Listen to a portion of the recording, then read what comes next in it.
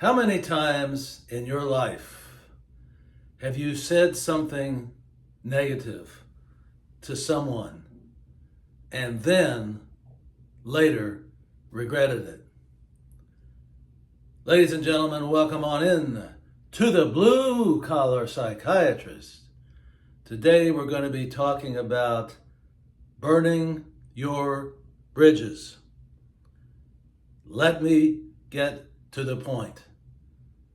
It's not a smart strategy. There may be many times when you become angry at someone and really give them hell, really cuss them out because you were really pissed at what they said or what they did. But you really don't know what was going on in that person's mind to elicit such a response, especially if it's not in sync with who they really are. In other words, they don't really generally act like that. Don't burn your bridges. That means think before you talk or respond. Why? It's very simple. Don't get caught up in the heat of the moment. Someone, for example, might say something to you like, "That's a stupid looking outfit you're wearing." And you respond, or rather react is a better word. You react to this with, "Well, what you're wearing isn't so great either." And then an argument ensues. And then possibly a friendship is destroyed. But then, maybe a month, 6 months, a year, or longer, you have a problem. And you know someone who could definitely help you with.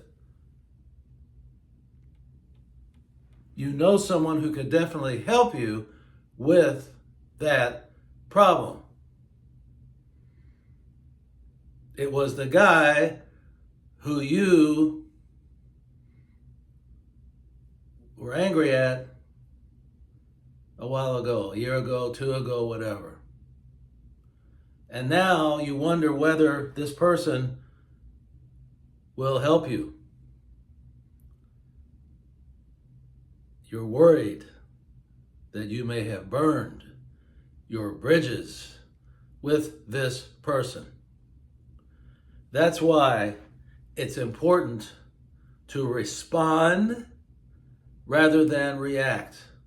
When we respond, it comes from a place of a thought, a rational thought.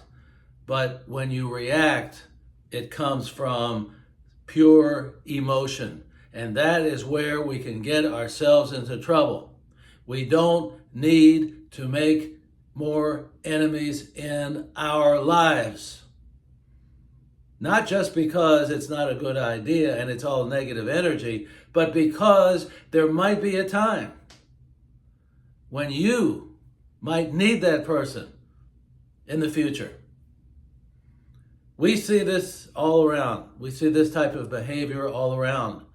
And there's nothing worse than calling that person up, hoping that he'll forget what happened a year ago or 2 years ago when you told him off, and asking him for his advice. He may have forgotten it. He may not hold a grudge.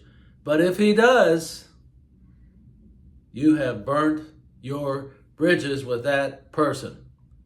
It's never a good idea.